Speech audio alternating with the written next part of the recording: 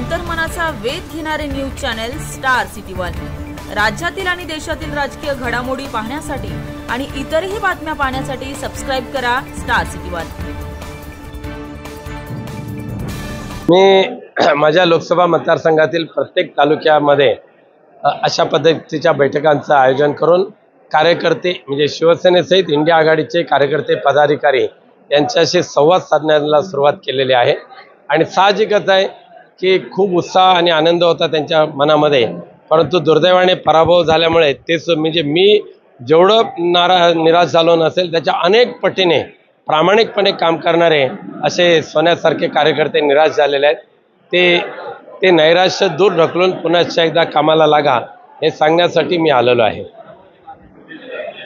नक्कीच शोधणार, पण हे ज्या वेळेला प्रमुख पदाधिकाऱ्यांची बैठक घेऊ त्यावेळेला देऊ। पण एक मात्र नक्की, पराभवाचं खापर मी माझ्या पदाधिकाऱ्यांच्या किंवा इंडिया आघाडीच्या कोणत्याही पदाधिकारी व कार्यकर्त्यांच्या कार्यक्षमतेवर करणार नाही।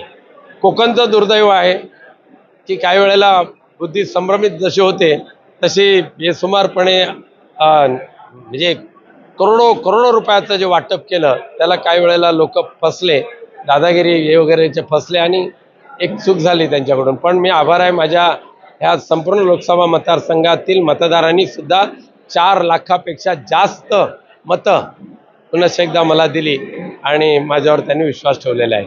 नाही, रत्नागिरीमध्ये सुद्धा पैशाचं वाटप ह्याच पद्धतीने केलं गेलं होतं, परंतु इथल्या लोकांनी फार वाहू दिले तिथले लोक वाहून गेले नाहीत, ते शाबूत राहिले।